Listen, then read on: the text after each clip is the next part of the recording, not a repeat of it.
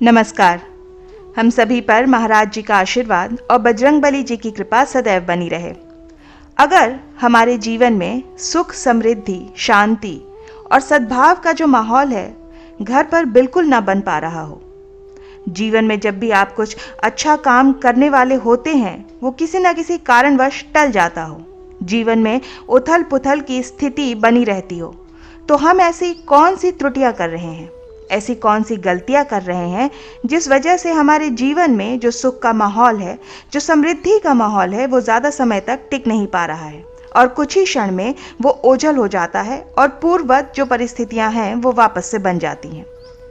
जीवन में धन का बहुत अभाव रहता है या धन अगर किसी कारणवश हमारे घर पर आता भी है तो वो टिक नहीं पाता है, किसी न किसी कारणवश वो व्यय हो जाता है। तो आज के इस अंक के माध्यम से आपको 5 ऐसे मूलभूत उपाय, 5 ऐसी मूलभूत बातें बताएंगे जो कि आपके जीवन में बहुत ही सामान्य सी होंगी, लेकिन हम इन बातों को नज़रअंदाज नहीं कर सकते हैं। उसी के कारण हमारे जीवन में भूलवश कुछ ऐसी त्रुटियां हम कर बैठते हैं जिस वजह से हमारे घर का माहौल ठीक नहीं रहता और घर में दरिद्रता का माहौल आ जाता है, जो कि बड़ा ही दुर्भाग्यपूर्ण होता है।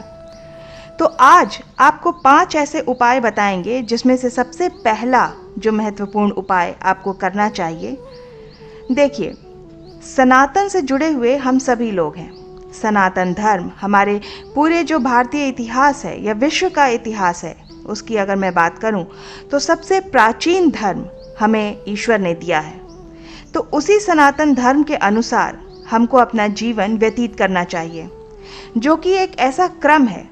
यदि हम क्रमानुसार अपने जीवन को इस प्रकार से व्यतीत करते हैं तो हमारा जीवन सुखपूर्ण स्थिति से गुजरता है। अब पहला जो महत्वपूर्ण उपाय बताया गया है कि सनातन धर्म से जुड़े जो भी लोग हैं उन्हें अपने पूरी दिनचर्या में समय अनुसार, जो समय है उस समय अनुसार ही अपने इष्ट की पूजा अर्चना करना परम आवश्यक है। अब समय अनुसार पूजा अर्चना कैसे हो सकती है?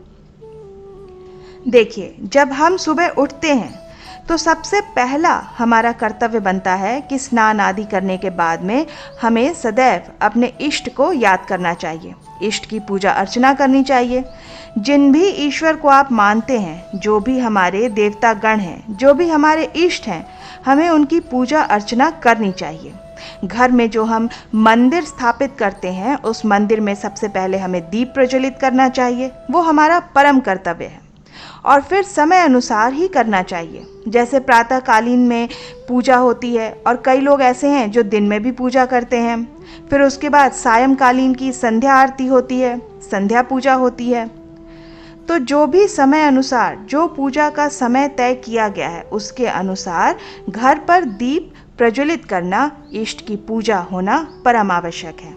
इससे आपके घर में सकारात्मक ऊर्जा बनती है और उस सकारात्मक ऊर्जा से आपके जीवन में जो नकारात्मक प्रभाव होते हैं वो धीरे धीरे कम होने लगते हैं। तो ये काम आपको अवश्य ही करना है। इसके अलावा दूसरा सबसे महत्वपूर्ण उपाय क्या है? दूसरा महत्वपूर्ण उपाय है कि जब हम सुबह उठते हैं, तत्काल उठने के पश्चात में, स्नान आदि करने के पश्चात में सूर्य देवता को आपको अर्घ देना परम आवश्यक है। सूर्य देवता को आप जल चढ़ाइए, क्योंकि नवग्रहों में सूर्य देवता को राजा का स्थान प्रदान किया गया है। तो सूर्य देवता सभी 9 ग्रहों के स्वामी माने जाते हैं। इसलिए आपके जीवन में यदि ग्रहों की स्थिति यदि ठीक नहीं है, उन ग्रहों की स्थिति को ठीक करने के लिए आप सूर्य देवता को अर्घ दीजिए, उनको जल चढ़ाइए। उससे आपके जो ग्रहों की स्थिति खराब हो रखी है या ग्रहों की स्थिति ठीक नहीं है, वो आपकी ग्रह स्थितियों को ठीक करने में बहुत हद तक प्रभावी होते हैं। और सूर्य भगवान को यदि आप जल चढ़ाते हैं तो उस दौरान आपको सूर्य आदि का मंत्र करना चाहिए, जैसे ओम सूर्याय नमः, ओम आदित्याय नमः।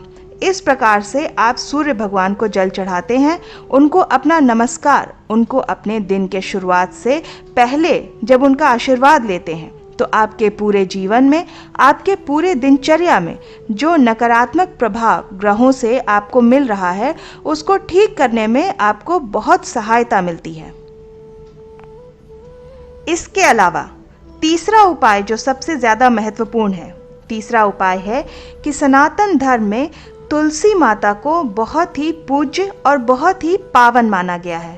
तो सनातन धर्म के अनुसार हमें अपने घर के जो आंगन है वहाँ पर तुलसी जी का पौधा अवश्य लगाना चाहिए।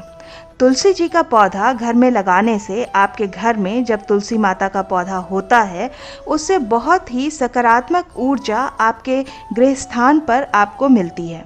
और जैसा कि मैंने आपको बताया कि हम लोग जैसे अपने इष्ट की पूजा करते हैं उसी प्रकार से तुलसी माता का पूजन भी अवश्य होना चाहिए। और उनके पूजन में भी आपको उनको दीप प्रज्वलित कर सकते हैं, जल चढ़ा सकते हैं और उनका अपना एक पूजा का विधि विधान होता है। उनकी पूजा विधि विधान जब आप करना प्रारंभ करते हैं तो तुलसी माता की तरफ से भी आपको सकारात्मक ऊर्जाएं प्राप्त होती हैं और ये बड़ा ही एक शुभ प्रभाव देने वाला एक उपाय है जो आपको अवश्य करना चाहिए। इसके अलावा चौथा जो उपाय है वो ये है कि आप अपने द्वार पर स्वास्तिक या फिर शंख चक्र का जो चिन्ह है वो अवश्य बनाएं। शुभ लाभ का जो चिन्ह है वो ज़रूर लिखें। इससे क्या होता है कि इससे जो नकारात्मक ऊर्जाएं प्रवेश करती हैं घर में और जिस प्रकार से बुराइयां आपके घरों में आती हैं तो वो बुराइयां और वो जो भी नकारात्मक प्रभाव होते हैं वो आपके घर में प्रवेश ही नहीं कर पाते हैं। अक्सर आपने देखा होगा कि बहुत से घरों में जो मुख्य द्वार होता है उस पर बहुत से लोग जो हैं वो स्वास्तिक बनाते हैं, शुभ लाभ लिखते हैं, ओम लिखते हैं, शंख चक्र आदि के चित्र आपने देखे होंगे कि दीवारों पर बनाए होते हैं। तो ये आपके जो चिन्ह हैं ये इतने प्रभावशाली होते हैं, इतने शक्तिशाली होते हैं कि जो नकारात्मकता होती है उसको घर के बाहर ही रोक देते हैं, घर के अंदर प्रवेश ही नहीं करने देते। तो इससे आप अपने जीवन में सकारात्मकता को आकर्षित करते हैं। ये चिन्ह जो होते हैं ये बहुत सकारात्मक, बहुत शक्तिशाली हैं जो आपके जीवन में सकारात्मकता को लेकर आते हैं और बुरे प्रभावों को दूर करते हैं। इसके अलावा पांचवा उपाय है जो बहुत ही प्रभावी है, जो आपको सदैव करना ही है, वो है आपके व्यवहार की बात। ये व्यवहार की बात, इस व्यवहार में आपको क्या करना है कि आपके घर में जो भी वृद्ध जन हैं, जैसे दादाजी हो सकते हैं, घर के बड़े बुजुर्ग हो सकते हैं, उनको सदैव प्रसन्न रखिए, उनका आशीर्वाद लीजिए।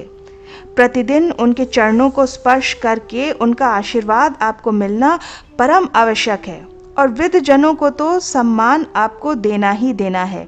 इसके अलावा घर में जो भी स्त्री है, जो भी आपके घर में जैसे माताएं हैं, बहनें हैं, उनको आपको उचित सम्मान देना बहुत आवश्यक है, क्योंकि जिस घर में स्त्री का सम्मान नहीं होता वहाँ उस घर में बड़ी नकारात्मक ऊर्जाएं वास करती हैं। उन नकारात्मक प्रभाव से बचने के लिए आप अपनी जो स्त्री हैं, जैसे माताएं हैं, बहनें हैं या आपकी धर्मपत्नी हैं, उन सभी का आपको बहुत सम्मान करना चाहिए, क्योंकि जो स्त्री होती है उन्हें लक्ष्मी जी का स्वरूप माना जाता है। यदि आप स्त्रियों का अपमान करते हैं तो आप सीधा सीधा प्रत्यक्ष रूप से लक्ष्मी माता का ही अपमान कर रहे हैं।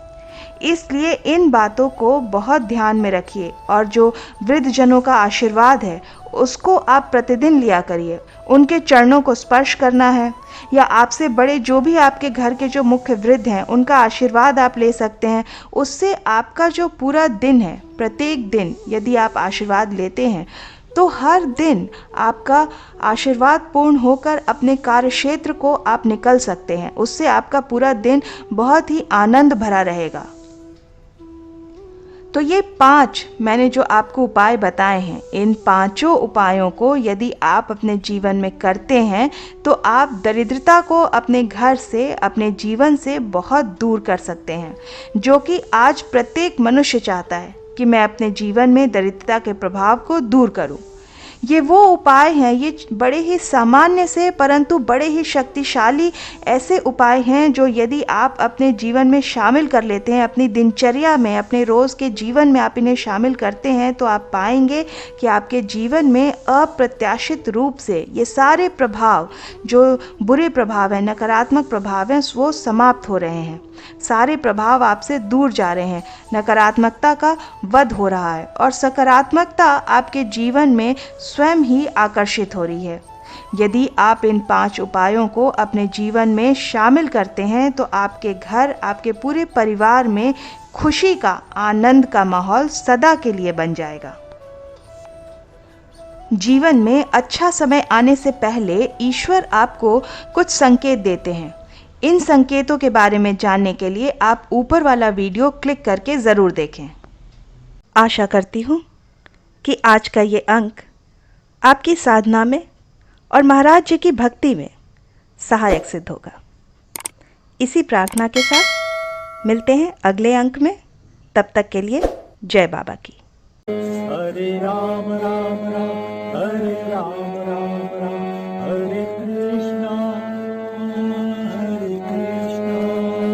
कृष्ण कृष्ण हरे हरे हरे राम राम